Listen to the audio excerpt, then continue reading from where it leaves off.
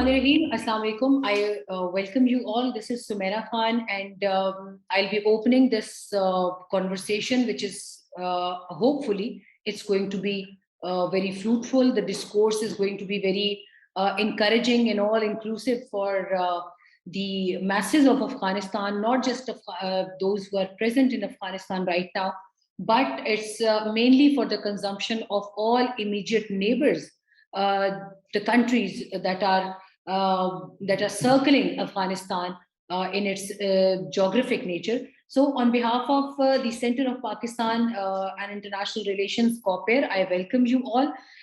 We have distinguished guests. First of all, distinguished guest Ambassador Mansoor Ahmad Khan, who's envoy, Pakistan's envoy to Afghanistan. We'll start with him. And so very warm welcome on behalf of COPAIR. Gradually, more colleagues are joining us, and we will be having a detailed discussion how this looming humanitarian crisis on Afghanistan, it can be tackled, or in a nature, it can be thwarted. Probably this word thwarted is, it seems little difficult right now, keeping in view the stages right now we are going through, not just Afghanistan, but after Afghanistan, if any other country which is directly getting affected due to this crisis would be Pakistan if it's not handled tactfully. So, respected sir, Mansoor Ahmad Khan, you are right now stationed in Kabul. I would request you to start this debate. Then I'll, after you, as a key speaker of the webinar today, once you conclude your remarks, then I'll give a little introduction of what exactly is COPAIR and what exactly we do here. So, sir, welcome aboard, and the floor is yours. Thank you, sir. Thank you very much, Sumaira. Thank you very much for inviting me for attending this webinar. I think this is, I must appreciate that this is a very pertinent topic of today for Afghanistan and for our region. And I hope that our discussion will be today in this webinar will be quite fruitful. I would like to give you and the participants of this webinar a feel of what is happening in Afghanistan currently and how the things have developed and what we can expect in terms of the way forward. First of all, the change that happened in Afghanistan on 15th of August 2021, almost 6 months ago, was both a substantive as well as substantial change. It was not just, it was not like a change of regime in any country in the world, but it was a situation, a very unique situation in which not only that the government of President Ashraf Ghani or the regime of past 20 years left suddenly, but the entire government was disbanded and all government structures were disbanded, and the presence of US troops and experts for 20 years, they also left the country suddenly. So there was a vacuum in which, absolute vacuum or total vacuum in which Taliban stepped in, took reins of power, and they stepped into that situation with their own ideology, with their own mindset, and with their experience of past 20 years of insurgency in fighting US, NATO, and the Afghan governments. So therefore, when they took over, there was a series of challenges between then, 15 August, and today, which they continue to grapple. First of all, the ministries and institutions and all the government structures that were there for past 20 years, they entered into those ministries with no technical support, no professional support, because the people from the previous regimes actually suddenly left on 15th of August because of the situation. And it was a very unique situation where they occupied these ministries, these departments, these institutions, but with no support, bureaucratic support or technical support or professional support. Then we witnessed, and you have been watching this scene, we witnessed exodus of people from here. A large number of thousands of, hundreds of thousands of Afghans left the country or tried to leave the country, and most of them who left or are leaving are actually educated people, trained or skilled people. So that is a phenomenon which continues to affect Afghanistan's economy, Afghanistan's politics. Immediately after Taliban came into power, United States government froze their accounts. Whatever money was available to them in their account in foreign exchange, it was frozen, and therefore no cash or no money was available to the Taliban government, Taliban authorities for undertaking their routine government expenditures or public service delivery. As a result of these measures, this measure and since Taliban were already on sanctions list, UN sanctions list, the banking system underwent a collapse. The Afghan banking system was already facing big challenges, was going through a crisis, one crisis after another, and banks were folding. But this step actually stopped any kind of banking, which is important for running any economy in the contemporary world. So we saw that banking transactions totally stopped. And one example of that is that we are also not able to bring our embassy's funds from Pakistan through banking channel. And as a result of this, economy took a nosedive, livelihoods disappeared, business went down, and we saw airport became dysfunctional, and we saw Afghanistan as a country and Afghan society into going into a serious humanitarian crisis. There was shortage of food and other essential commodities. Health sector suffered badly. Hospitals were not are even today not able to provide proper medical treatment to the patients. Education sector, teachers and others were either not available or were not in a position to run schools and educational institutions. Salaries of the officials were not being paid or are not being paid even today. And it is it is worth mentioning here that salaries not only from 15th August, but many departments and ministries staff has not been paid salaries from beginning of 2021. So you can imagine the gravity of the crisis. As a result of that, 50% of Afghans have fallen below the line of poverty. 50% more Afghans have fallen below the line of poverty during these previous many months. To compound the crisis, Afghan governments remain unrecognized. I mean, the government of Taliban, interim government, remains unrecognized, and therefore for any kind of formal interaction by any government or any organization with the Afghan interim authorities has a risk, because it is this government is not internationally recognized because of the UN sanctions and because of the global politics. Then terrorism and Daesh, particularly the threat of Daesh, continues to aggravate the situation. Not only Daesh and Al-Qaeda remnants are there, but the regional terrorist groups like about which the neighboring countries have concerns. For example, Pakistan has serious concern about the presence of TTP, and we are having close engagement with the Afghan side that somehow the activities of TTP should be stopped and curtailed. And we are also having some talks our authorities are having some talks with them.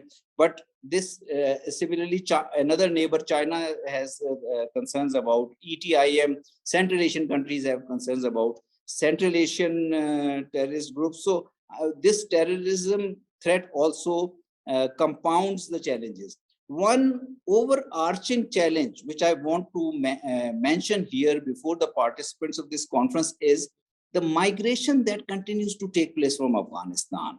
In last few months, where there are different figures, but when I tabulate these figures and I calculate these figures on my own, my understanding is that more than 1 million Afghans have left in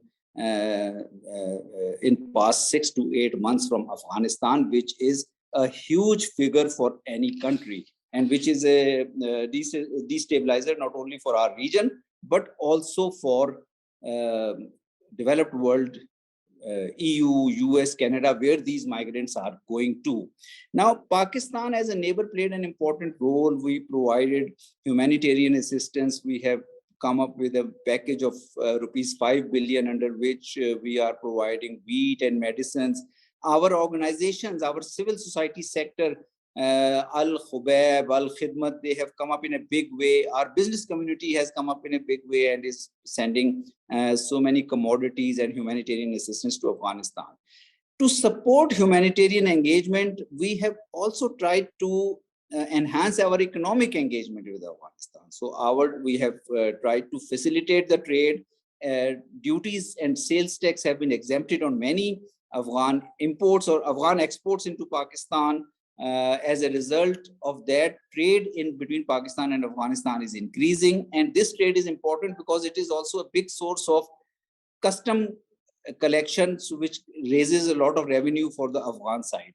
In transit also, we are moving forward on APTA. I mean, negotiations have been moving forward on APTA, and we are developing and evolving more facilitative system between the two countries for movements of trucks. On capacity building, we continue to assist Afghanistan in the health sector in a big way, into their hospitals, provision of medicines, provision of technical staff, training to technical staff.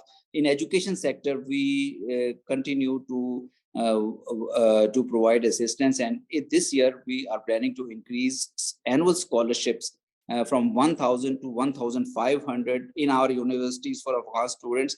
Many Pakistani universities are engaged with Afghan universities in establishing universities in Afghanistan in the coming years. And Afghan Minister of Health and Afghan Minister of Education, Higher Education, visited Pakistan in October, November, and they had very good talks. Another very good proposal or very constructive proposal on which Pakistan is working is for exploring the trained Afghan refugees, how they can be sent back to fill the human resource gap, human resource requirements of Afghan ministries, Afghan institutions, Afghan hospitals, Afghan schools, Afghan universities, and then how they can be paid either by Pakistan or from our bilateral assistance or by other donors. Another area of Pakistan's support during these months to our Afghan brothers and sisters has been the movement of people. Immediately after 15th of August, and Sumaira, you are aware that we assisted in a big way through this embassy in evacuation of a large number of Afghans, not only towards Pakistan, but those Afghans who wanted to go to other parts of the world. Our government continues to assist from Islamabad free passage of those Afghans who still want to go and settle somewhere else or want to go temporarily resettle in some other countries. Our visa remains extremely under pressure, and thousands of visas are issued per day by our embassy and our online system, which we have developed for Afghan citizens in recent years. In addition, we are also supporting or facilitating international humanitarian assistance through WFP, WHO, or other international organizations. As a special gesture, we have allowed India, who wants to donate 50,000 metric tons of wheat to Afghanistan in this time of crisis, that wheat on an exceptional basis can be transported through Vaga-Torkham route. And you are aware that in December, we organized an OIC special session of the foreign ministers to discuss all these situations relating to Afghanistan and provide more humanitarian assistance. And they have designated us an OIC trust fund and also a special envoy on Afghanistan. And we hope that OIC will soon put these arrangements, which were decided in this conference in December in Islamabad, into function or into operation on ground. Now, I would briefly also touch upon about Taliban's handling of the situation. In my view, because I have been here all these months, and I have myself overseen this change taking place in Afghanistan, I think Taliban have done reasonably well to deal with the mounting challenges, to deal with the formidable challenges they faced. In the first phase, first of all, they have strengthened their grip on institutions. They have focused on security. They have focused on counterterrorism. They have been successfully combating Daesh in an effective manner. And they also try to engage with all the neighbors with regard to other regional terrorist groups like TTP or ETIM. they have made maximum use of their limited resources or total absence or lack of resources in the beginning, and they have therefore tried to encourage keeping all the businesses in Afghanistan, all the trading operations in Afghanistan open despite very difficult circumstances.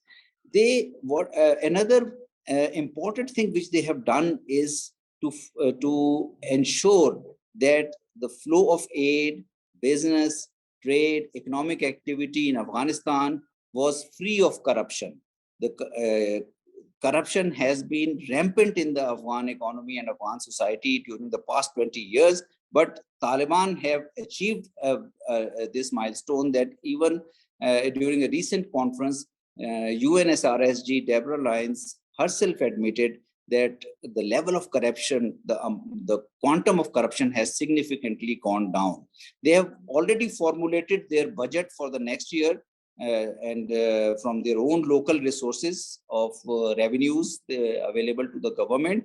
Their exports have increased $1 billion during the last year. So these are, I think, some important achievements on their part, which is encouraging because this shows a deviation from their past record or past isolation in which they were during 1990s.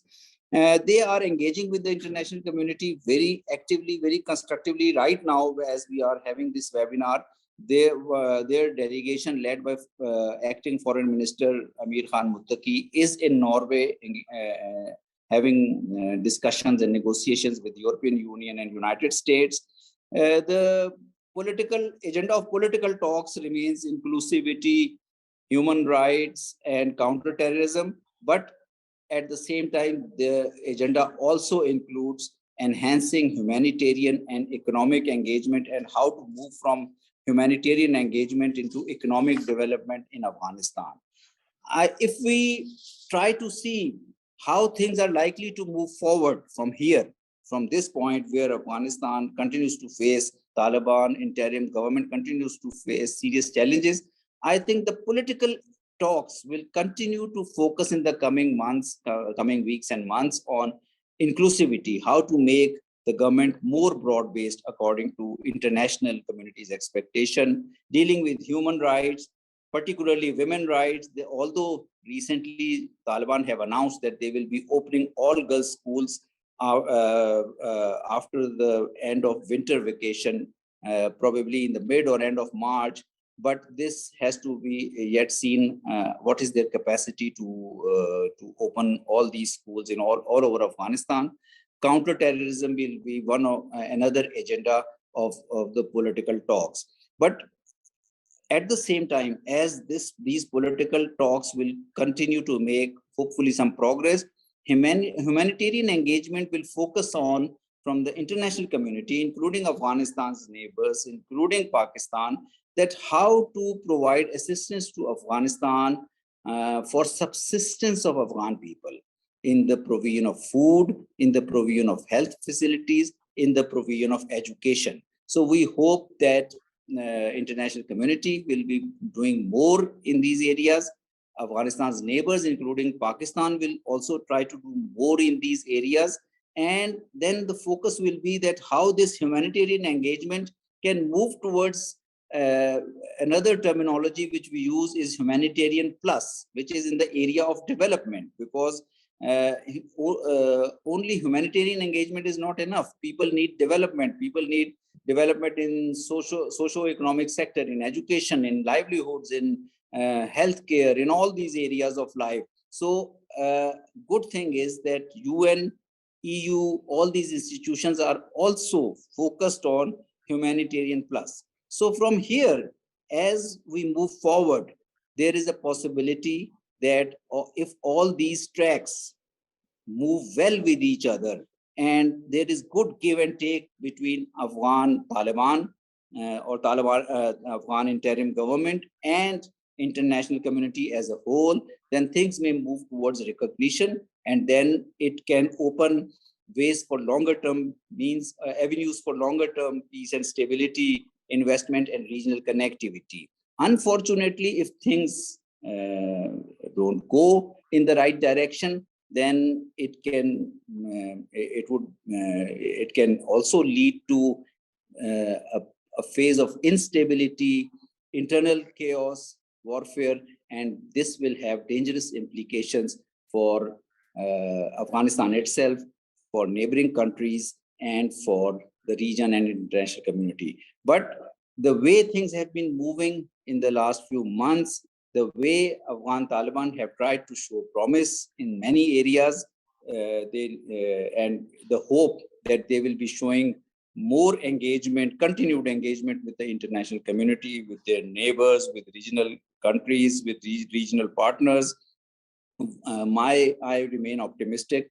I think that this is the time that Afghanistan can come out of a prolonged warfare, a warfare of more than 4 decades, and move towards longer term peace and stability. So I will stop here, and I think if there is any opportunity in this session subsequently for interaction, I'll be ready to take part. But that is through these remarks, I have tried to give a feel of the ground situation, my own observations, and my own optimism about the way forward. Thank you very much. It was indeed all inclusive, and it was, I must say, it was all extensive as well, because you were the one, you were the only one, you were that only one personality in Afghanistan that we have been trying to engage all the time, and probably the kind of situation you have faced single-handedly, obviously with the help of the embassy staffers as well. Others, day in and day out, they were working with you. And that was one era, that was one challenge that you guys handled very successfully.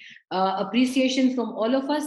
And indeed, Ambassador Mansoor Ahmad Khan, you graced the occasion of this webinar, and you gave us a picture that actually helped us get not only the recap of series of events, but you very successfully, you added that very substance that would help us like draw our sketch of the future, that what is exactly going to happen in Afghanistan and how we should try to handle that. We have been joined by President COPAIR, respectable Miss Amna Munawar Awan. She'll be giving her opening remarks, and I'll request her to share a brief introduction of COPAIR with all the participants and all the speakers of the event. And we have been joined by respected Ambassador Khaled Mahmoud, Chairman COPAIR, ISSI, and Ambassador Khaled Mahmoud, he doesn't need any introduction. He's a former ambassador of Pakistan to Iran, Iraq, China, Saudi Arabia, and Mongolia. And till becoming ambassador, he mostly dealt with multilateral aspects of Pakistan's foreign policy. He has served as first secretary and later as deputy permanent representative of Pakistan to the United Nations, New York. He has worked as Director General UN and later as Additional Secretary UN Asia Pacific and Africa in the Ministry of Foreign Affairs, Islamabad. Sir Khaled, thank you very much for joining the event. Ms. Amna, floor is with you. I would request you to unmute yourself and please enlighten the participants about what exactly we are doing at COPAIR. Then I'll move on and I'll give the introduction of rest of the worthy speakers of our webinar. Ms. Amna. Thank you very much, Sumaira Khan. Thank you very much for moderating. You are a great journalist and you are the best person to, I think, host this event because you have been visiting Afghanistan. And Honorable Ambassador Khaled Mahmoud, who is also our chairman, and inshallah, he will also give his remarks on this webinar. And I'm so happy to meet Mansoor Ahmad Khan sir because you played a very important role during throughout this, and I think you are the bridge for further developing strong relations and building a positive image of Pakistan. First of all, I would like to inform about what is COPAIR. Center of Pakistan in International Relations is a strategic think tank And we are working on various subjects, including national security, national economic security, diplomacy, sustainable development goals, and emerging technology. Then we are having different centers. One center is based on Eurasia and Eurasia politics. The other center is based on Middle East, and the third center is based on emerging technology. Alhamdulillah, we publish regularly different research papers, publications, and we are also having a diplomatic journal, which we send to different embassies and try to develop the positive image of Pakistan, not only in Pakistan, but other parts of the world, to develop Pakistan positive narrative. So COPAIR organized number of roundtable conferences, webinars on Afghanistan humanitarian crisis, and we believe that in this current economic meltdown of Afghanistan and this new regime of Afghanistan, and keeping in mind the recent development of the regional power politics, like counterbalancing of the influence of Russia by Western forces in Eurasia in response of Central Asian republics in this regard. So this will also change the dynamics of Afghanistan politics. So domestic situation of Afghanistan, we all know, holds direct implication on Pakistan, as we know, due to our long-standing geographical, economic, cultural, and ideological proximity. Pakistan government facilitating the international organization in its humanitarian relief efforts and support to Afghanistan, as Pakistan geo-economic vision, I believe, is directly linked with prosperity and progress of Afghanistan. Therefore, we can gather here on this webinar to look upon that what should be the positive solution and how Pakistan can play an important role, especially taking care of the gender issue, and how Pakistan is playing its diplomatic role. So today I'm thankful to the worthy speakers that they are going to review the ongoing humanitarian assistance of the world and how Pakistan is playing its key role. And finally, I request all of you, especially Mansoor Ahmad Khan sir, because you are currently over there, and that can be my question to you as well, that what is the possible solution? Now there is a government which is in the process of establishing itself, its institution, which is in the process of asking for the humanitarian aid. We saw Pakistan Prime Minister played a very important role. We hosted OIC summit over here. So how Pakistan can play its key role, and how the Taliban government should act upon, what should be the basic measures they should take. Already you highlighted that they announced the girls opening of schools and trying to establish the softened image of themselves.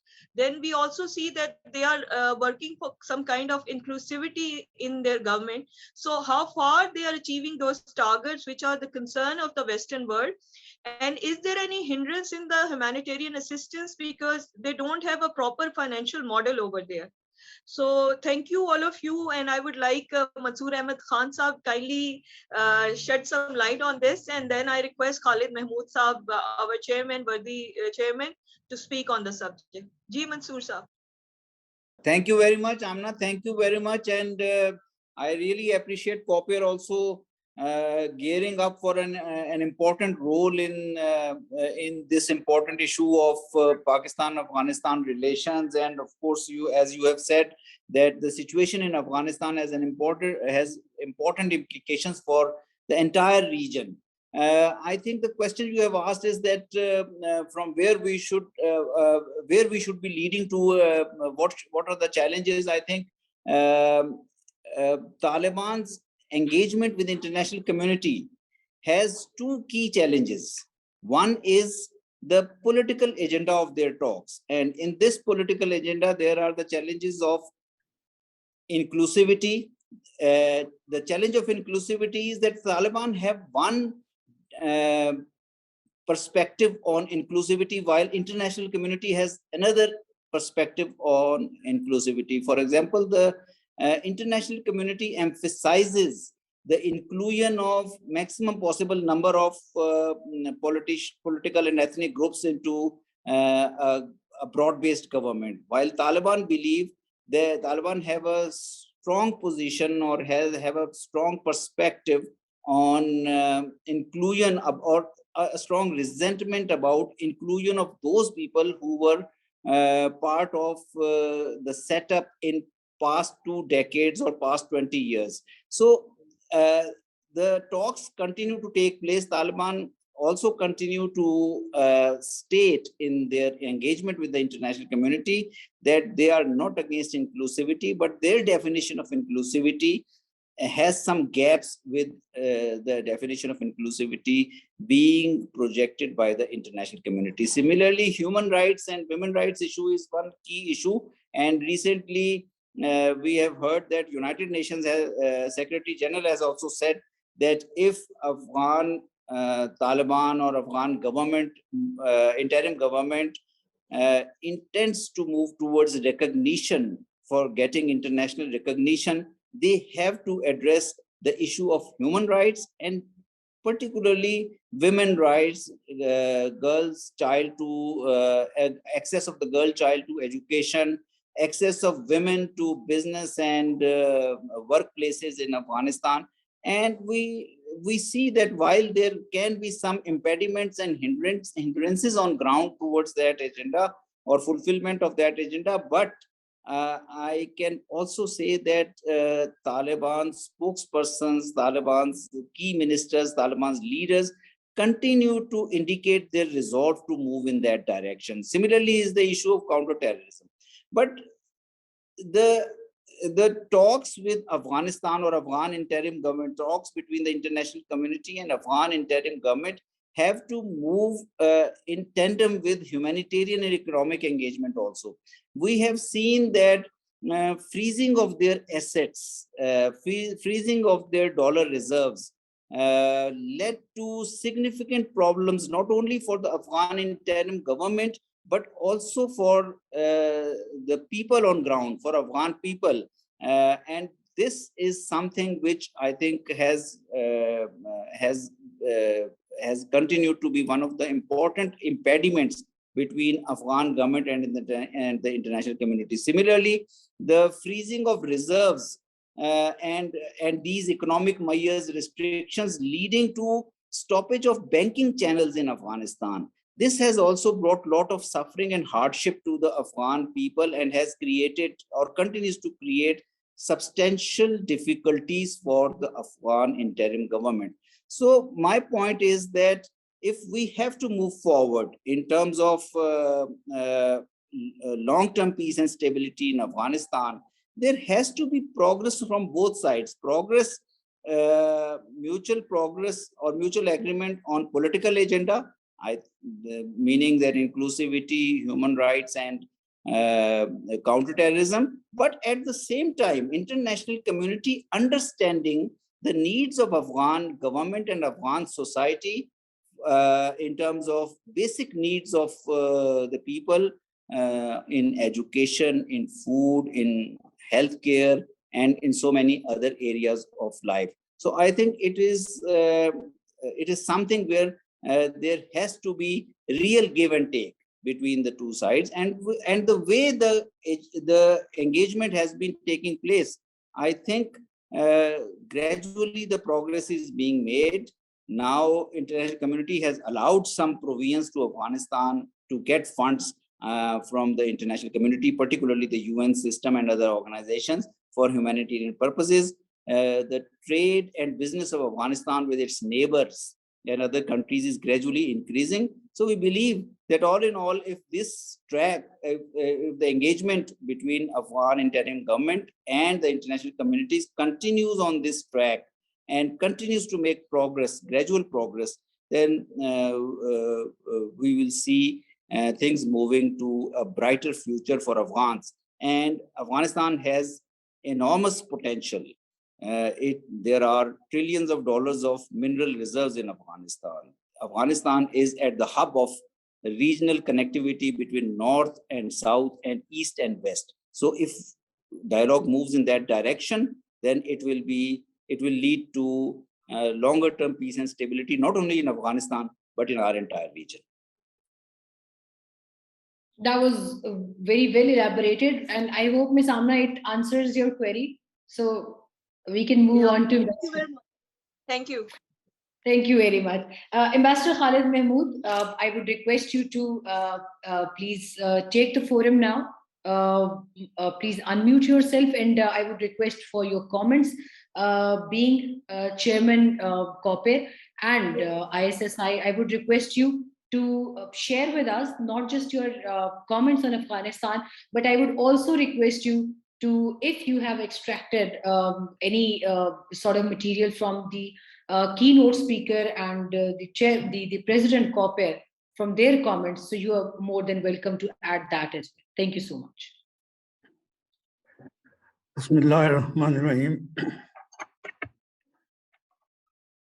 I think one should appreciate the fact that COPAIR has organized this webinar on a subject which is not only talk of the town, as they say, but the talk of the world.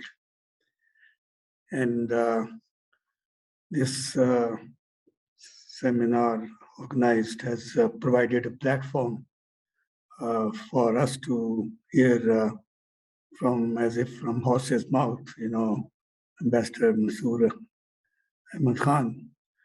He has given us a very comprehensive picture of the lay of the ground. What is the situation obtaining in Afghanistan at this time? Afghanistan has been in the eye of the maelstrom since centuries. A thoroughfare for invading forces of Ghaznavi, Gauris, Tughlaq, Suris, Mughals, the British, and in recent times, the Soviet Union, the former Soviet Union, and the United States. After the Soviet withdrawal, as we know, warlords reigned supreme. There was civil war, Taliban rule. They are ouster by the United Nations, United States, followed by rule by Karzai and Ashraf Ghani successively. And then we saw the shambolic withdrawal of US and NATO forces on 15th August 2021, leading to the return to power by Taliban. But as the US withdrew, Afghanistan was already in dire straits, devastated by endemic conflict, drought, COVID, rampant corruption, misgovernance, and it was already teetering on economic collapse. The situation got further aggravated in the absence of an effective government recognized by the international community and continuing sanctions on Taliban, resulting in the freezing of their assets, something amounting to about $10 billion, and the stoppage of help and activities by financial and other international bodies. The situation was compounded by brain drain, collapse of the banking system, and so on. Ambassador Mansoor Ahmad Khan has given all these details. So what we see is there are two aspects of the situation: immediate and pressing humanitarian crisis, which is of humongous proportion. And secondly, the development aspect. Now, as regards the humanitarian crisis, which is the subject matter of today's webinar, according to the UN Secretary General, the country is confronting an epic humanitarian crisis and is on the verge of a development catastrophe. 60% of 38 million people face crisis-level hunger. 1 million children, 700,000 pregnant women and lactating women are at a risk of acute malnutrition. And there is a crumbling health sector, internal displacement, and so on. So this is a state of affairs, pressing humanitarian requirements. And development requirements, they are equally grave and urgent, but relatively of a long-term nature. Previously, as you recall, that foreign aid accounted for 43% of Afghanistan's GDP and funded 75% of public expenditure. And all this has suddenly dried up. Now, about the looming humanitarian crisis, there is, I think, a growing realization now that this is a situation which, irrespective of all the political and strategic considerations, that issue has to be addressed. But as Ambassador Mansoor pointed out, there are certain impediments in the way. One is that the Taliban regime lacks international legitimacy, no recognition. And secondly, there are continuing UN and UN's sanctions against the Taliban. So the challenge is to find ways and means to help the Afghan people in need and international legal and political constraints. How to help them within these constraints. This is a challenge, Now, some progress has been made in overcoming these impediments, these hurdles. UN Security Council has adopted a resolution exempting the humanitarian assistance from the sanctions. And secondly, US Treasury Department has also given some concessions on American origin financial flows, so long as they do not reach the individuals sanctioned by the US. Then OIC also has come into action and established a humanitarian trust fund and also appointed as special envoy for Afghanistan. So these are good developments, but I think this is an international responsibility to look after the helpless people of Afghanistan. This is a responsibility particularly of its erstwhile occupying countries. And also it is in the interest of the regional countries. And it is in their own interest. Because if the situation further deteriorates, it can lead to resurgence of terrorism, drug trafficking, refugees outflows. So it is in the interest of everybody that this humanitarian crisis is as early addressed as possible. But I think it is at the same time responsibility of the Taliban also to earn recognition. Earn recognition by honoring their commitments that they will not allow their soil to be used for terrorism, that there will be an inclusive government, that they will respect human rights, particularly of the women and the minorities. I know there are different interpretations or so, but the overall, I think perceptions also matter. So it is the responsibility of the Taliban administration there to remove these concerns or perceptions of the international community. Because once they are recognized, then so many things will fall in their place, and it will be easier to not only provide them humanitarian assistance, but also to help in the overall development process. And in this regard, Pakistan, as you know, has been playing a very helpful role in garnering humanitarian assistance at the bilateral, regional, and international level.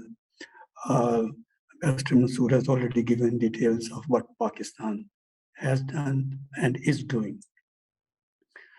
Prime Minister Imran Khan has been in the forefront in shaking the conscience of the international community and bringing to their attention what he says, the biggest man-made crisis. But I think even if the financial aid is arranged, and for which, as I said now, the hurdles are being removed gradually, I think it will be a major effort how to deliver it, manage it, and distribute in an effective manner. And here comes the importance of the reactivation of NGOs activities in Afghanistan. So Afghan people cannot be allowed to suffer collective punishment for political or strategic considerations. As former Prime Minister of the United Kingdom, Gordon Brown has said, and I quote him, "To turn our back on ordinary Afghans in their hour of greatest need would be the final insult, a badge of shame for the free world would carry forever." Thank you. Thank you very much, Ambassador. Indeed, it was a valuable comment from your side. After Ms. Amna, President COPAIR and Chairman COPAIR, Ambassador Khaled Mahmoud, I would go on and introduce other colleagues who have just joined. And they include, first of all, let me share it with you that Barrister Muhammad Ali Saif is little unwell, but I received his text that he might join in a while. At the moment he gets better, there is a viral thing going on in entire Pakistan probably, and Afghanistan also, because I talked to Ambassador Mansoor as well, and he said that yes, there is something wrong with the virality of this flu and coughing and chest congestions overall. So he might be joining us later in a while. Coordinator at Pakistan Afghanistan Youth Forum, Shahid Ali has joined us. Deputy Finance Minister of Afghanistan, Honorable Dr. Abdul Latif Nazri. He's right now in Oslo, Norway. He's accompanying that 15-member delegation of Islamic Emirate of Afghanistan, and they are holding an extremely important round of dialogue over there in Norway. So he found a little time because he's badly stuck, but unfortunately he couldn't join us live right now, but he sent his message and best wishes to the entire Pakistani nation who would be obviously listening to him through this webinar, but unfortunately he couldn't, but he sent his video message for all of us. After Deputy Finance Minister Abdul Latif Nazri, member of Pakistan-Afghanistan Joint Chamber of Commerce and Industry, Irfan Sanan. He has also joined the esteemed panel of our guests of this webinar. So after introducing all my guests right now, we are having a lot of questions as well. Ambassador Mansoor, you are having a lot of questions. Then I'll move on to Ms. Amna and Ambassador Khalid Mahmoud. Ambassador Mansoor, if you allow, then should I refer the first question to you? Sumaira, please go ahead. Okay, thank you, sir. First question is regarding that we are receiving from not only the panel, we are having a webinar, but also we are having a lot of questions from Twitter as well, because we are sharing the live feed on Facebook and Twitter as well. And it says that in past Afghanistan's economic structure usually was dependent on the foreign aid, and this model drastically failed as country is again in deep crisis. What could be the long-term solution for such multifaceted challenges to put Afghanistan on the road to peace and prosperity? This is Sabah Ashraf asking this question. I think this is a very good and very relevant question. During the past 20 years, Afghanistan's GDP and Afghanistan's budget has been entirely or heavily dependent upon foreign aid. Around 80 to 90% of budget came from foreign aid, either directly or indirectly during past 20 years. And after 15th August, as I mentioned in my intro in my remarks also, that a vacuum happened, not a vacuum was here, not that the government and government structure had left, but entire funding available for Afghanistan, whether it was a foreign aid or it was domestic resources, had also left and was not at the disposal of the Afghan interim government, or was not at the disposal of Taliban government. So in recent months, the problems that Afghan interim authorities have continued to face, or Afghan society in general has continued to face, is also because of this imbalance in Afghanistan's revenue system, or Afghanistan's capacity to raise domestic revenues in the past 2, 3, 4 decades. Now this government, after dealing with the initial challenges it faced, humanitarian and economic challenges in the last 6 months, recently I have seen that they are moving forward. As I told you, they have this time formulated or approved their budget for the next financial year, which is based on domestic resources. There was an economic conference recently on 19th January at the presidential palace, which was attended by a large number of cabinet ministers and international community, regional ambassadors, and the United Nations SRSG in Afghanistan. And at this conference, the theme which has been presented by Afghanistan's economic and financial planners is that their economic policies in future will be focused on self-reliance. So I think this is a very important theme. I think we are really encouraged that Afghanistan's economic planners, Afghan interim government, Afghan Taliban leadership is focusing on enhancing Afghanistan's capacity to rely on its domestic reserves, to raise its domestic reserves, to increase trade with neighboring countries, to increase transit flow and regional connectivity with the entire region. And we have seen some positive impact. As I told you, Pakistan-Afghanistan trade is showing a rising trajectory. Afghanistan's trade with other neighboring countries is also showing a rising trajectory. And the Afghan authorities are showing their capacity to raise revenues through domestic sources. And I believe that as economic interaction increases,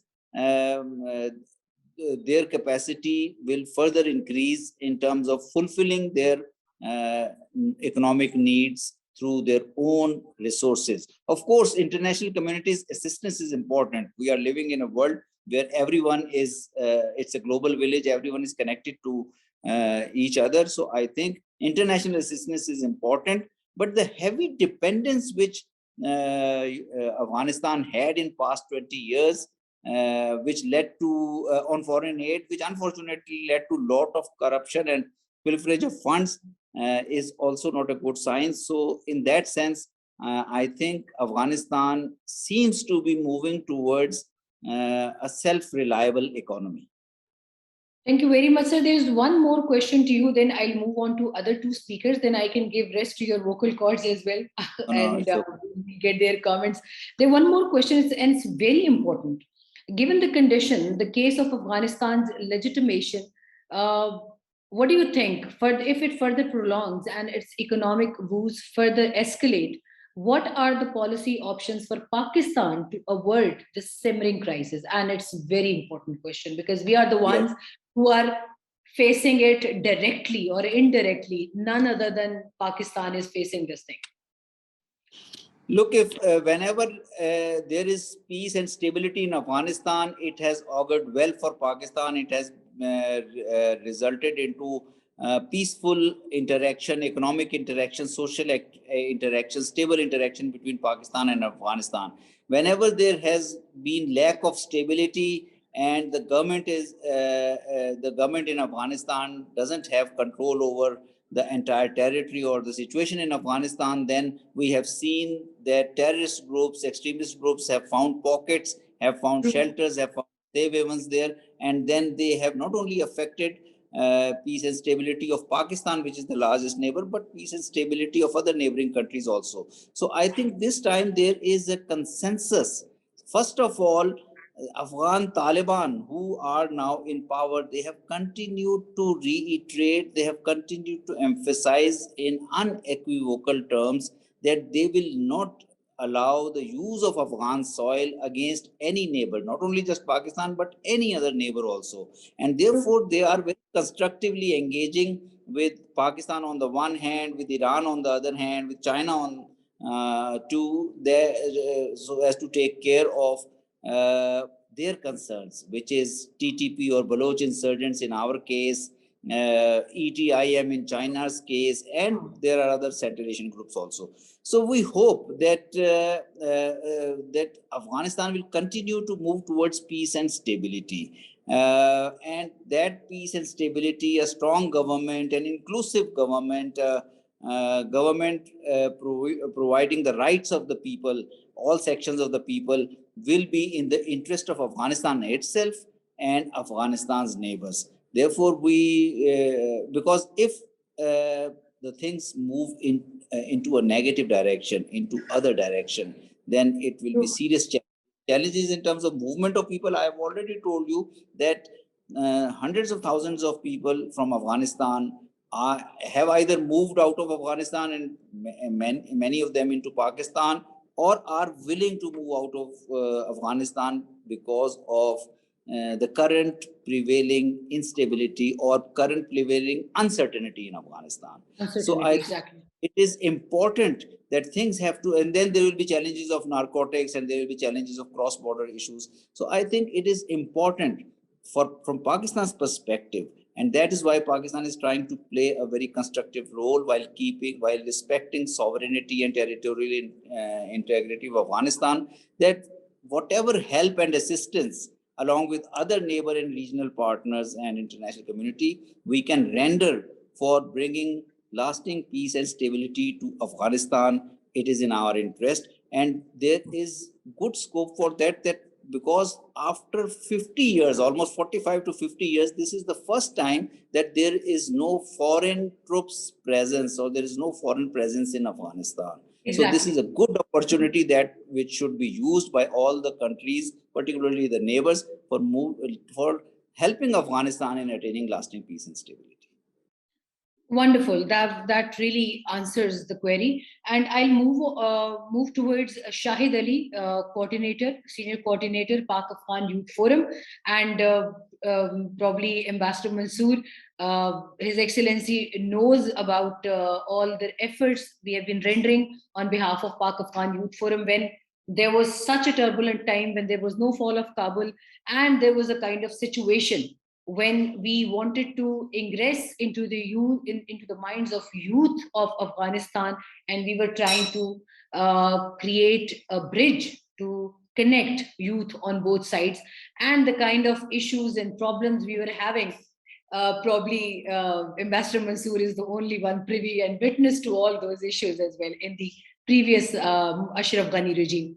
Shahid, forum is with you, और मैं आपसे ये पूछना चाहूंगी कि trade के हवाले से आपके पास डेली बेसिस डेटा आता है, और हमारी सब 5 जो ट्रेडिंग रूट्स हैं इनटू अफगानिस्तान वो एक्टिव हैं, फुली फंक्शनल हैं, मगर क्या वजह है कि एक तो आप अपना भी इसमें जरा मुझे कमेंट दीजिएगा और मेरा सवाल भी साथ ले लीजिए कि क्या वजह है कि दुनिया को हम नहीं बता पा रहे उस तरह से कि जैसे भारत अगर 6 टन दवाइयां भेजता है, साथ ही वो कुछ डिपोर्टीज भी भेज देता है अफगानिस्तान के, जो कि वहाँ मिलिट्री एकेडमी में बेचारे बच्चे ट्रेनिंग के लिए गए थे, साथ ही वो उनके 80-85 लोग भी वापस भेज देता है, यानी नेकी भी करता है और साथ उनको जख्म भी दे रहा है। लेकिन पाकिस्तान सैकड़ों टन के हिसाब से अब तक इमदाद, राशन, कंबल, दवाइयाँ, खुराक भिजवा चुका है, मगर उसके हवाले से हम अभी तक वो चीज दुनिया को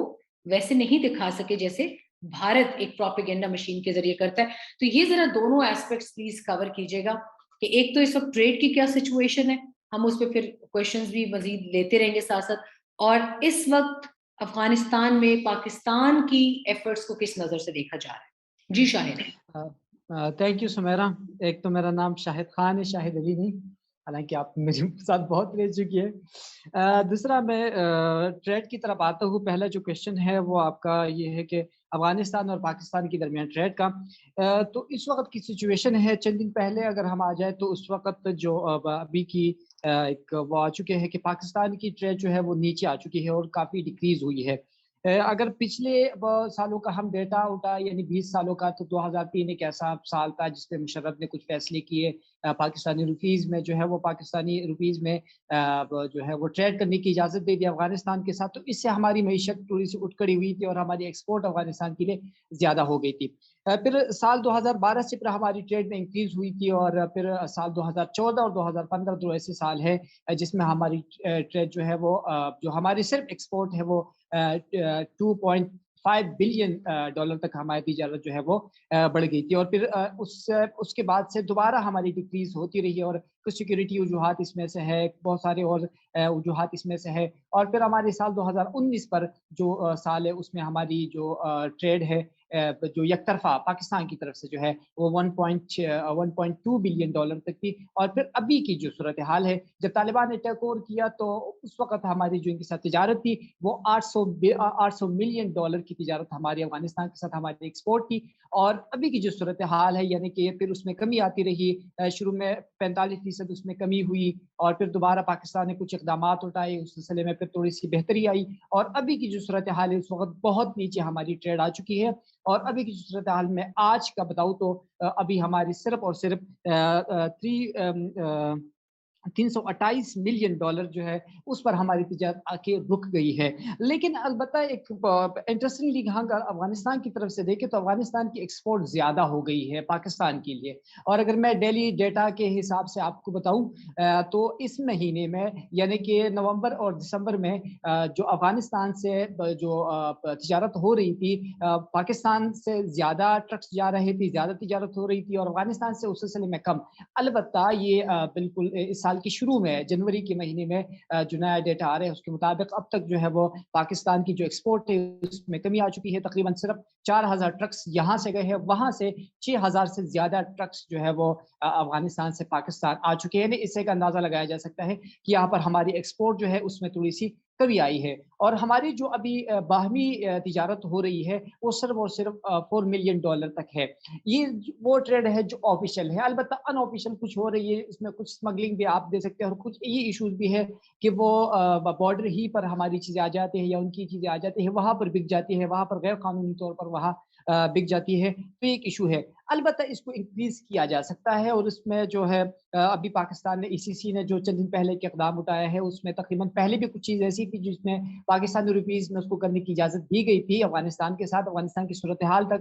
اور ابھی جو نیا فیصلہ ہے اس میں 14 مزید چیزیں جو ہے اس میں شامل کی گئی ہے, جس میں بنیادی ضروریات کی چیزیں ہیں وہ اس میں پاکستانی روپیز میں کرنے کی اجازت دی گئی ہے. یہ بیسیکلی وہی فیصلہ ہے جو مشرف صاحب نے 2003 میں کیا, تو اس میں کافی بہتری ہماری ٹریڈ میں آ گئی تھی. اگر اس سلسلے کو ہم, چونکہ وہاں پر ایک ڈالر کی کمی ہے, وہاں پر بینکنگ کے تھرو جو ہے وہ تجارت نہیں ہو رہی ہے, تو اگر اس کو افغانی روپی میں, وہاں کی مقامی کرنسی میں, پاکستانی روپیز میں, اور اس کے لیے ہم بارڈر پر مینجمنٹ اگر ہم بنا سکتے ہیں, وہاں پر تجارت ہم اس کے لیے کچھ مینجمنٹ بنائیں تو ہماری تجارت میں جو ہے وہ بہتری آ سکتی ہے. دوسری ایشو جو آپ نے بیان کیا وہ ہم کیوں ہائی لائٹ نہیں کر رہے ہیں. آج بھی میں نے اس ایک میٹنگ میں اس ایشو کو زیادہ اٹھایا کہ ہماری میڈیا اسی طرح رسپانس نہیں کر رہی ہے. اب ہم ناکام ہوئے ہیں اپنے چیزوں کو, پاکستان کے ایفرٹس کو جو افغانستان کے لیے کیے گئے ہیں اس کو ہائی لائٹ کرنے میں. یعنی کہ آپ کو یاد ہوگا ہم جب افغانستان میں تھے اس وقت جناب محترم جو ہے وہ ایمبیسیڈر منصور صاحب نے کتنے اقدامات اٹھائے ہیں, کتنی زیادہ جو ہے وہ مصروف رہتے تھے ایواکویشن کے پروسیس میں, ویزاز کے پروسیس میں. حالانکہ صورتحال بڑی خطرناک تھی, پاکستانی ایمبیسی ہی کی جو کھلی ہوئی تھی, اور فارنرز کو بھی ویزاز جاری کر رہے تھے, افغانوں کے بھی ویزاز جاری کر رہے تھے, اپنے پاکستانی کو بھی نکال رہے تھے. یہ سارے پروسیس جو ہے وہ ایمبیسی اٹھا رہی تھی, اور اس کے بعد سے پاکستان مسلسل جو ہے وہ اپنی کوششوں میں ہے, اور اب تک تقریباً 4200 ٹن 4000 ٹن جو ہے وہ جو ہیومینیٹیرین ایڈ ہے وہ ہم افغانستان کو دے چکے ہیں. اس کے علاوہ جو ہے وہ میڈیکل ٹیم افغانستان گئی ہے. اس کے علاوہ ایک ٹیکنیکل میڈیکل ٹیم جو ہے جنہوں نے جناح ہاسپٹل میں کچھ جو ہے وہ طبی آلات انہوں نے نصب کیے وہ وہاں گئی ہے. اس کے علاوہ جو ہے پاکستان نے یہاں پر ان کے لیے اور بھی فیسیلیٹیٹ بنائے, ویزا پروسیس ان کے لیے آسان کر دیا کہ ان کے لیے آن لائن کر دیا یہ سارے پروسیس. تو یہ ساری چیزیں ہوئی, لیکن مسئلہ یہ کہ ہماری میڈیا نے اس طرح اس کو ہائی لائٹ نہیں کیا جس طرح کے کرنا چاہیے تھا. مسئلہ یہاں پر یہ ہے بنیادی طور کہ ہم جو ہے ہماری اپنی یعنی کہ ہم نے میڈیا کو اسی طرح اپنے ساتھ انگیج نہیں کر پایا. ہم خود تو اپنی طرف سے کوشش کر رہے ہیں کہ افغان میڈیا کو ہم اپنے ساتھ ملائیں, ان کو یہ چیزیں دکھائیں, لیکن یہاں پر اس پر باقاعدہ پروگرامات ہونے چاہیے تھے. اس پر منصور صاحب کو بلانا چاہیے تھا, اس پر اور جو افغانستان کے حوالے سے کام کر رہے ہیں ان کو بلانا چاہیے تھا. پروگرامات اس پر جو ہے وہ کرنے چاہیے تھے. افغانستان کی میڈیا میں اس پر پروگرامات کرنی چاہیے کہ پاکستان جو ایفرٹس جو ہے وہ پاکستان جو اقدامات اٹھا رہے ہیں افغانستان کے لیے اس کو اٹھائے. دیکھیے یہاں پر انڈیا نے صرف 18 ٹن صرف جو ہے وہ 50,000 ٹن گندم کا بیچنے کا کہا ہے, اور ابھی تک آیا نہیں ہے. وہ گندم ابھی تک افغانستان پہنچے نہیں ہے, لیکن پوری انڈیا کو اٹھا کر دیکھ لے وہاں پر اس کا تذکرہ ہو رہا ہے, وہاں پر ان سب کا تذکرہ ہو کہ کیا انڈیا نے افغانستان کے لیے اقدامات اٹھائے. تو یہاں پر ہماری میڈیا کو بھی اس سے تھوڑی سی وہ ملنی چاہیے کہ وہ ان اقدامات کو اٹھائے, وہ دکھائے افغانوں کو کہ ہم یہ اقدامات اٹھا رہے ہیں. ایمبیسی نے ایک ایسے وقت میں جب ہر طرح سے خطرات تھے, یعنی کہ طالبان کی ٹیک اوور سے پہلے بھی بڑے خطرات تھے, این ڈی ایس کی جانب سے بھی بڑے خطرات تھے, لیکن ہماری جو مشن ہے, ہماری جو ٹیم ہے وہاں پر ایمبیسی میں انہوں نے اپنا کام جاری رکھا. رات 2 بجے تک وہ افغانوں کو ویزا جاری کرتے رہے. تو میرے خیال سے اس کو اٹھانا چاہیے, اس کے لیے اقدامات کرنے چاہیے. ہماری میڈیا کو اس سلسلے میں جو ہے وہ کردار ادا کرنا چاہیے اور خود سے آگے آنا چاہیے. آئی تھنک اس میں کسی قسم کے پش کی یا دعوت کی ضرورت نہیں ہے. اور یہ بھی ایک بالکل زبان زد عام بات تھی کہ پاکستان کا سفارت خانہ صرف نہیں بلکہ ایمبیسڈر کی خصوصی ہدایات پر جو ہمارے کاؤنسلیٹس تھے وہ بھی بند نہیں ہوئے, اور بڑے ایک ایکسٹریم ہارش قسم کے حالات میں ایمبیسی اور کاؤنسلیٹس نے مل کر دن رات کام کیا ہے. اور آئی تھنک یہ واحد سفارت خانہ اور کاؤنسلیٹ ہوگا جو کہ ایک سیکیور زون میں نہ ہو کے بھی مسلسل کام کرتے رہے ڈے اینڈ نائٹ. شاہد بہت شکریہ آپ کا. میں اس میں ساتھ کچھ پوائنٹس نوٹ کیے ہیں, اس میں آپ سے مزید بھی کچھ سوالات لوگ کرنا چاہ رہے ہیں. عرفان سنان جو ہیں وہ ممبر ہیں Pakistan Afghanistan chamber of commerce and industry کے. میں ان کی جانب جانا چاہوں گی. پھر ہم عبداللطیف نظری جو ہیں ان کا بھی میں چاہوں گی ان کا پیغام بھی ہم اس کے اندر انکارپوریٹ کریں کہ انہوں نے کیا پیغام بھیجا ہے اور ناروے اوسلو سے. تو عرفان صاحب کی جانب میں جانا چاہوں گی. عرفان صاحب آپ پشتو میں بات کرنا چاہیں گے یا اردو میں بات کرنا چاہیں گے, کیا آپ کو سوٹ کرتا ہے؟ ہم اس کو ٹرانسلیٹ کر سکتے ہیں باقی ممبرس کے لیے. اوکے, آئی تھنک ان کا کچھ ٹیکنیکل ایشو ہے, ابھی وہ یہاں موجود تھے مگر ڈسکنیکشن شاید ہوئی ہے. شاہد اگر مین وائل آپ ان سے جب تک رابطہ کریں, اگر ان کا رابطہ بحال کروا سکیں تو ہم ان کو دوبارہ ویلکم کریں گے اور پھر ان سے ان کی جانب جائیں گے کہ وہ اس حوالے سے افغانستان کی سائڈ آف دا اسٹوری وہ کیا بیان کر سکتے ہیں ہمارے ساتھ. تو آئی اپریشیٹ کہ آپ ان سے رابطہ کریں. جب تک ایمبیسڈر خالد آپ کے لیے سر ایک سوال ہے. The question is posed at you now کہ what are the manifestations of resolution of UNGA 48 sessions resolution adopted by the Human Rights Council on 7th October 2021 over the looming humanitarian crisis in Afghanistan? Isn't it merely confined to rhetoric? Sir Khalid. جو resolution چاہے UN human rights commission council میں ہو یا security council میں ہو, اس کو آپ نے over all context میں دیکھنا ہے. The situation as we know is کہ hostile ہے towards the Taliban government, and there are existing UN sanctions are there, US sanctions are there, European Union sanctions are there. So within all these constraints, even a baby step is something to be, welcome. So the Human Rights Council could not have gone beyond what the Security Council position is. So even within that constraint, Council has adopted a decision which was possible in the circumstances. One should see to it that further we build upon that positive steps which has been taken by UN Security Council and the Human Rights Council. Thank you very much, sir. Next question is for you. Then there is another question for Ambassador respected Mansoor Ahmad Khan. Sir, for you, the question is, what do you think? What are key options the Taliban government can opt to attain favorable concessions with reference to their legitimacy right now? Legitimacy. I think it's all very clear now that the Taliban gave certain understanding to the United States at Doha negotiations, and they are known to everyone that Taliban would have an inclusive government. They would not allow their territory to be used for terroristic activities against any country in the world, that they would respect the human rights. They would take care of the rights of women and minorities. So on all these issues, as Ambassador Mansoor said, that Taliban are taking steps, but they are also working in a certain situation, which is not normal. So the international community has also to show some understanding of the constraints and the background and the nature of the Taliban government. Of course, Taliban government have also to take steps to satisfy the what is expected of them by the international community. So these are the requirements, and I think it should be possible through negotiations like the one they are having in Norway to reach some mutual understanding through little bit of showing flexibility from both sides. Right. Ambassador Mansoor, sir, there is a question for you. It's two-pronged question, basically. One, you were the person who was probably the most engaged and the most engaging person stationed at Kabul, being envoy of the Pakistani government over there.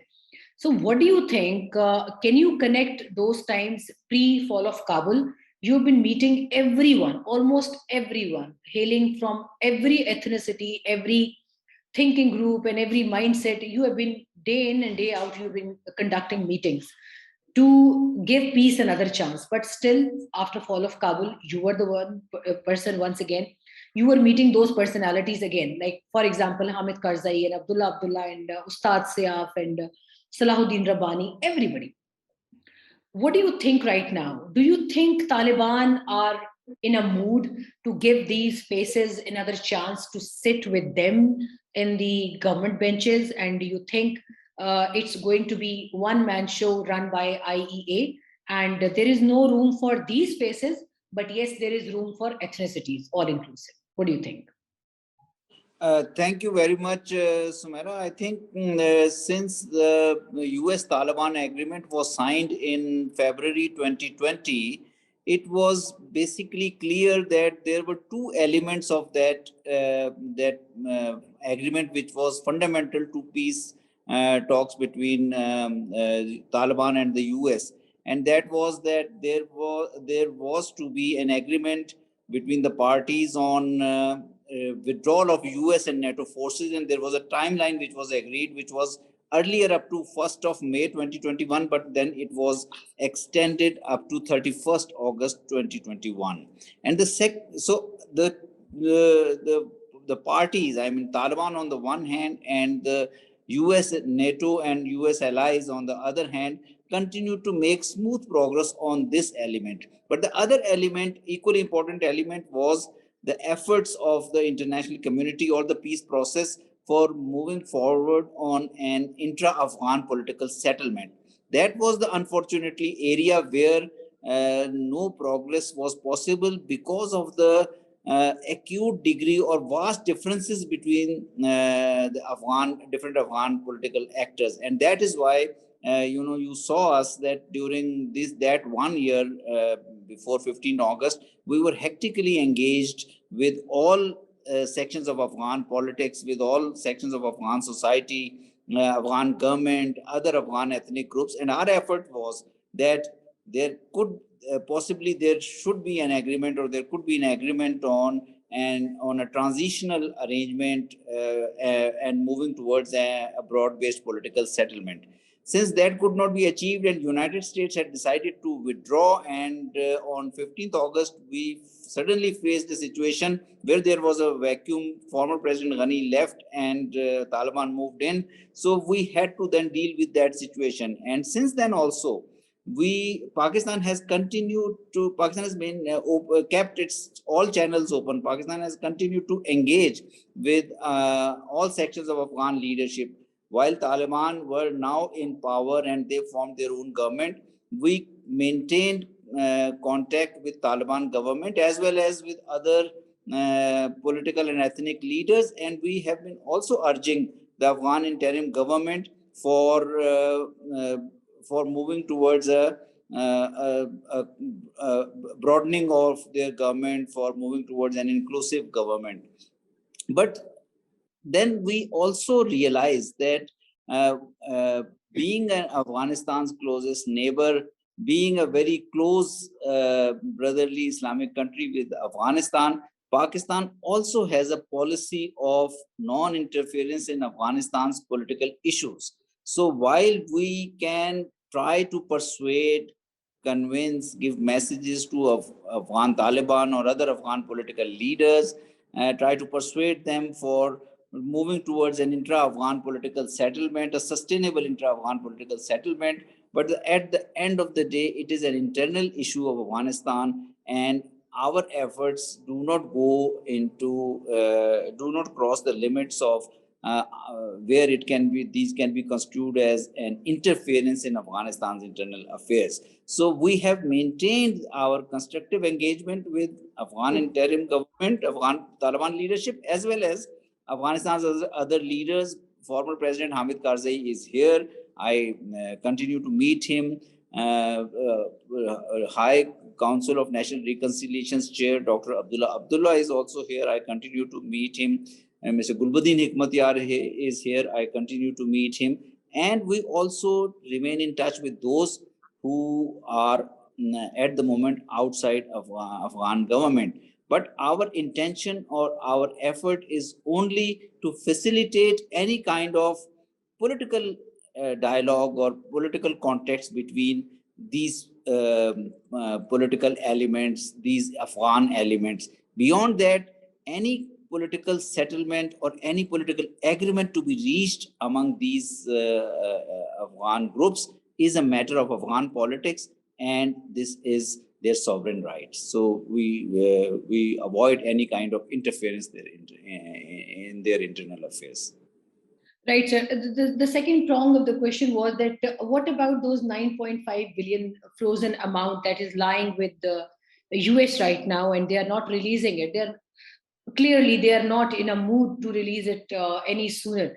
So the questioner, the person is probably asking that if they don't unfreeze those $9.5 billion, what do you think? Is it leading towards collapsing the entire economy, which is still not sustainable, or which is still did not even rise from the ground right now? Or you see something else coming up to rescue the Taliban's setup right now? I think this 9 billion or 9.4 or 9.8 billion dollars, whatever the amount is, it is important for Afghanistan. First of all, it is Afghanistan's own national resource, and therefore we believe that freezing or not making that amount available to Afghans is a bit unfair, because it has led to not only problems for Afghan government, but it has also resulted into hardship and suffering for Afghan people. So you have seen that Pakistani leadership, Pakistan's Prime Minister, Pakistani government has time and again publicly made this appeal, and we have also emphasized this in our dialogue with the United States and dialogue with other countries also, that it is important that this amount should be made available to Afghan interim authorities, because it is so that it can be utilized for public service delivery in Afghanistan.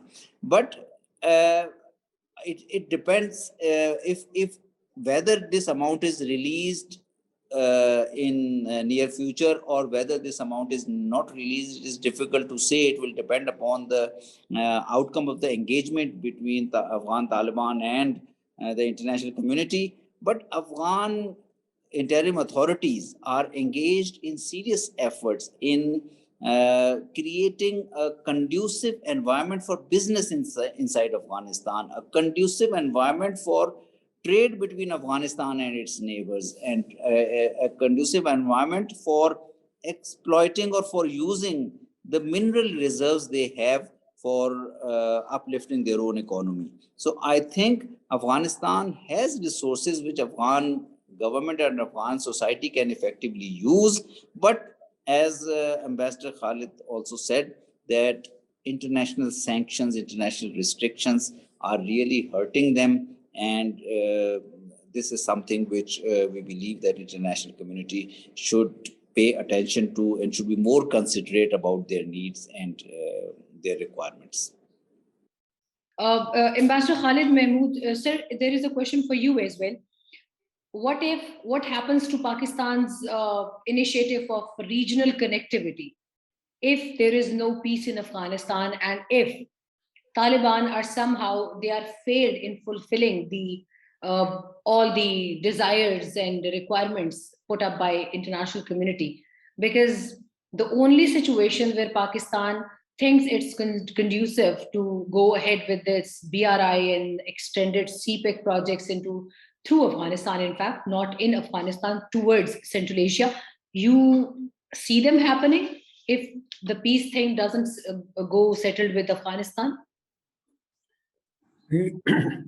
Ideally, of course, stability in Afghanistan would be helpful in establishing Pakistan's links with Central Asian states. And we have been hoping that this situation will come as soon as possible. In fact, we already have many projects in the works, which are ready for takeoff as soon as the situation permits in Afghanistan. So it will not be a good news for Pakistan or CPEC that peace and stability does not return to Afghanistan. That's why Pakistan is making all efforts to ensure early return of peace and stability to Afghanistan. But of course, this is the preferred course. But to link Central Asia with Pakistan through CPEC, there are other routes also, that from China to Kyrgyzstan and Kazakhstan, and already in the past we had a truck caravan, which mapped this route. So not that I'm saying that is the preferred route, but there is alternatives available. But of course, the preferred route would be through Afghanistan. It will be not only helpful for Pakistan and Central Asian states, even beyond, but also for Afghanistan itself, that it will reap the benefits of being a transit state. So that's why all efforts should be made to bring peace and stability in Afghanistan as soon as possible. It is in the interest of everyone. Thank you very much, sir. Director International Outreach, COPAIR, Khaled Latif also wants to ask a question. Khaled, can you please unmute yourself and you please go ahead with the question. I basically have 3 questions, but they're all kind of integrated. My first question is that the World Bank has planned to restore about $230 million in aid. But even this small amount has to go through UNICEF and WHO instead of going through the Afghan banking system. What are your views on this? Also, do you think that by setting up a private central bank to bypass the current Afghan central bank would be a solution? Because as you know very well, humanitarian aid will not work without a banking system. Lastly, is there not a contradiction that on the one hand, it is all about humanitarian aid, while at the same time, it is all about choking the economy? Thank you. Thank you very much, sir. Sir Mansoor, would you like to respond? Thank you very much. I think these are also very, very absorbing and good questions. As regards World Bank and World Bank and ADB were playing an important role in Afghanistan's development projects in the past 20 years. And as soon as the United States and NATO moved out on 15th of August or on 31st August, World Bank and Asian Development Bank also moved out. In fact, World Bank relocated its office in Islamabad temporarily, and they are still there. We have been urging that World Bank and Asian Development Bank, or ways should be found that they should return to Afghanistan, because their role in Afghanistan's economic development is going to be important. At the moment, it is very difficult for any entity, whether it is World Bank or any other entity, to send money to Afghanistan through banking channels, except when this money or these funds are for humanitarian purposes. So that is why World Bank is finding it difficult to spend, transmit or transact this $230 million into Afghan economy. It will not be possible unless there is some more exemption, some more allowance from the international system, particularly United States, allowing to transact funds for more than humanitarian activities, that is development activities. As to your question linked to that question, that why not an alternate bank, central bank is established, bypassing the Central Bank of Afghanistan, I think that will not be possible because of the sovereignty reasons. I don't think the interim government of Afghanistan, Taliban government, I don't think they will accept such an option, because that will be creating parallel structures. Already, I think the way the international humanitarian assistance is coming, the UN is providing humanitarian assistance, or ICRC or WHO or other international organizations, they are providing humanitarian assistance to Afghanistan through their own channels. And there is a kind of apprehension that this or concern that this has led to creation of parallel channels, and this creation of parallel channels for within any state is not a good indication for stability or long-term sustainability. So so my own view is that while we have to find solutions, while we have to find way forward on opening Afghanistan's banking sector through engagement between Afghan Taliban and international community, going for alternate routes, creating parallel structures in Afghanistan will not be a doable thing, or doable is not a preferable option. And as for the international community or certain powers' intentions to choke Afghanistan's economy, I can't say that if any state had that intention or objective, but it is finally leading to that outcome, that this current phase has an effect of kind of choking Afghanistan's economy. And as a result of that, the current humanitarian crisis is in a grave phase. And we believe that measures are needed from the international community to provide some relaxation in humanitarian area, in humanitarian plus and development area, so that this choking of Afghanistan's economy ends. Thank you very much, sir. It was comprehensive. There is one question, one last question, and the person who asks us, he or she might be posing it for both of you. Ambassador Khaled Mahmoud, first, I need your comment in this regard, that Pakistan has reportedly been using the third party in the case of TTP. That one question, a very question, is regarding Pakistan, Tehreek-e-Taliban Pakistan, and they're asking that Afghan Taliban, we ask the Afghan Taliban, or basically we use that channel of Afghan Taliban to pursue Tehreek-e-Taliban Pakistan to lay their arms and join hands and come and get themselves mainstream. So they're asking what makes the Pakistani government think that the TTP's narrative is any different from the narrative of Afghan Taliban, TTA, and that the Taliban won't be sympathetic to the ideology of the TTP. So Ambassador Khaled, Mahmoud, first your comment, and then I would request Ambassador Mansoor to comment on this. See, one of the main point which was stressed and accepted by the Taliban in the Doha talks was that they would not allow the land of Afghanistan to be used by any terrorist organizations against any country. So this is the commitment which they have given. On the other hand, factually speaking, there are terrorist groups which are present in Afghanistan, TTP, the ETIM, Uzbekistan, related. Yeah. So all are there. So it is incumbent upon the Afghan government to rein in the activities of these and also of ISS, which poses direct threat to the Taliban government also.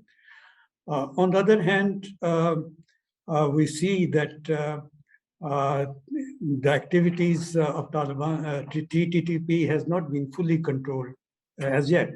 For that, there are obvious reasons, One is that the Taliban government itself has not stabilized, It is trying to, establish its presence in the country and to control the various sinews of power. But they have assured Pakistan that they remain committed to their original commitment. Now, as regards the talks between Pakistan and TTP through the intermediary of Afghan Taliban, it was, one has to see what is the objective. Objective of the Pakistan government is that these TTP elements, they should mend their ways and stop their activities and return to Pakistan as normal, Pakistani citizens. So Taliban's offered to help them, and we accepted that offer, but not at the cost of our own sovereignty or territorial integrity or the writ of the state. And it was an attempt only, And since this attempt failed, we have gone back to our original position. So we have not lost anything. If anything, it is now more incumbent, a little bit pressure on the Taliban government to take some firm action against the TTP. Right, so thank you very much. Ambassador Mansoor, your comment on this, and then we'll proceed towards concluding our session.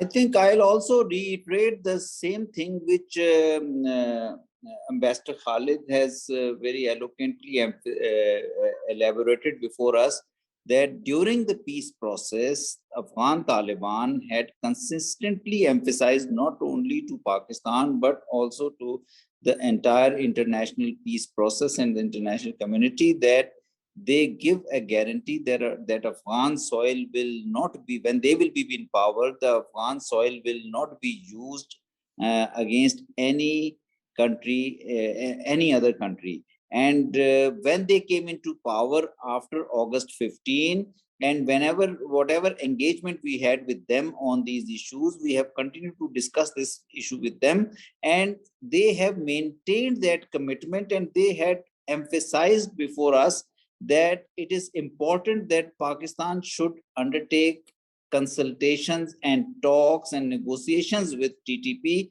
so that, because this is a Pakistani group, and this should be the first option to mainstream them and to settle them into, or resettle or reintegrate them into Pakistani society. And that is what Pakistan has done. Pakistan government has been following that course. Having said that, this is a very complex issue, because TTP has been present in this in this bordering region for past 15-20 years, and they have been receiving huge funding from different intelligence sources, different organizations, the past intelligence department of the Afghan government, as well as the Indian government. So much of investment has been made that bringing an end to this this dispute with the TTP, or bringing an end to this this affair is becoming difficult, but it is moving forward with the support of Afghan Taliban, with the support of their good offices for using the mode of talks.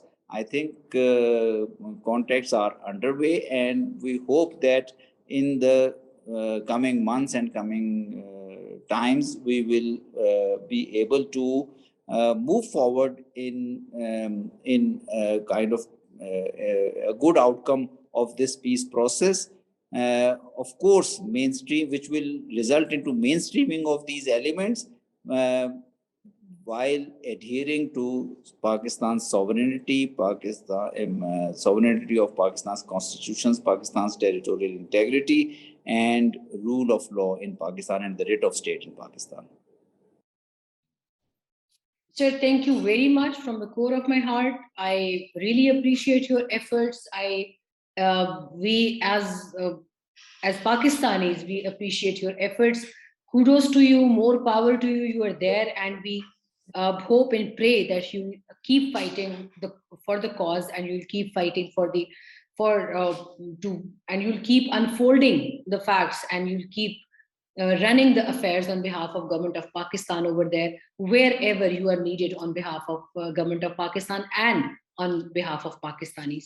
Thank you very much, sir, for your participation. You were there, and you gave us a picture that was really needed, and in the times when actually we are trying to handle with an immense war of propaganda and fake news. So all appreciations for you. I'll request respected Ambassador Khaled Mahmoud to conclude the session, and then we'll beg your leave, and we'll hope that we'll once again get together to have another another all-inclusive and quite informative session in future ahead. So, Sir Ambassador Khaled Mahmoud, please conclude the session, and then we'll take leave from every worthy speaker of ours. I think it's left for me only to thank the president of COPAIR, Miss Sumaira Khan, you, the moderator, Sumaira Khan, all Khans, and the Ambassador Mansoor Khan for Third Khan, sir. lend their prestige to this webinar. But seriously speaking, that this was an important subject. It is a topical subject.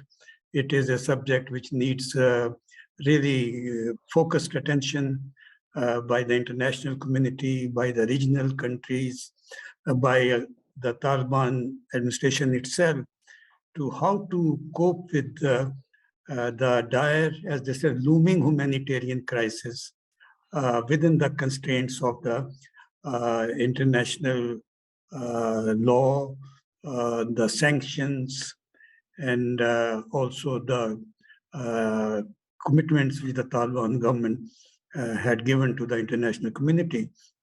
I think during this seminar, many issues have been clarified, but I think one should be hopeful of some forward movement. As I said already, ways are being found to creatively, to channel the humanitarian assistance to Afghanistan, despite all the impediments. The US government has made exceptions. The Security Council has passed a resolution which exempts, these flow of humanitarian assistance from the sanctions. And I think we learned today also that this is not enough, because you can't have a parallel system of delivery of this assistance. That is not practicable. That is also will not be acceptable to the Afghans, because it conflicts with their sovereignty in their country. So hopefully, following more interaction as like the one which is they are having in Norway, some ways will be found to overcome all these difficulties. And this seminar, I think, is one such effort to facilitate the early return of peace and stability in Afghanistan.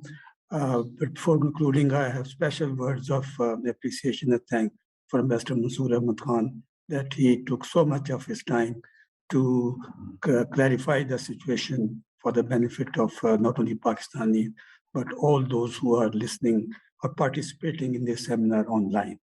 So thank you.